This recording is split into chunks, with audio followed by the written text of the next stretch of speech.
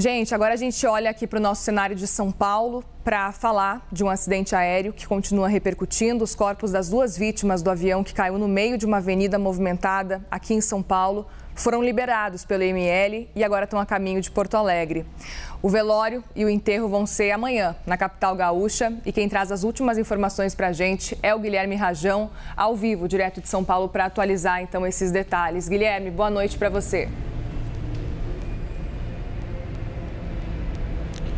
Oi, Muri, boa noite para ti, para todos que estão nos acompanhando. Vamos atualizar com relação a esse acidente, que ontem acabou chocando o Brasil e o mundo ao cair então esse avião King Air bimotor, que estava saindo do aeroporto Campo de Marte aqui em São Paulo em direção à capital gaúcha, em direção a Porto Alegre, e acabou então caindo em uma das avenidas mais movimentadas aqui de São Paulo, Avenida Marquês de São Vicente, na Barra Funda, zona oeste da capital paulista.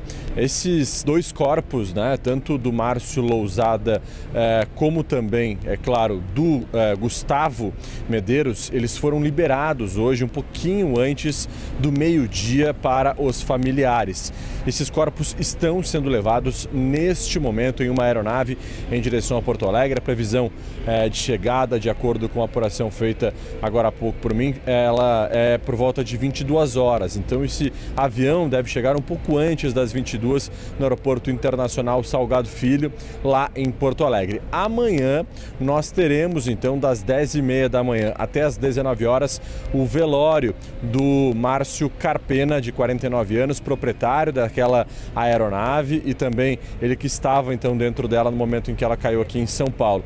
As informações com relação ao sepultamento, também velório do Gustavo Medeiros, não foram divulgados ainda pelos familiares. Portanto, nesse momento, a gente tem uma expectativa muito grande justamente por esse momento, a possibilidade dos familiares finalmente poderem se despedir dessas duas vítimas aí que infelizmente perderam sua vida nesse trágico acidente ontem às 7h19 aqui em São Paulo. Lembrando, que esse avião saiu do Campo de Marte, não conseguiu ganhar altitude, acabou então buscando um local para fazer esse pouso de emergência, tentou solicitar à torre então o retorno para o aeroporto Campo de Marte, não conseguiu e caiu então na Avenida Marquês de São Vicente.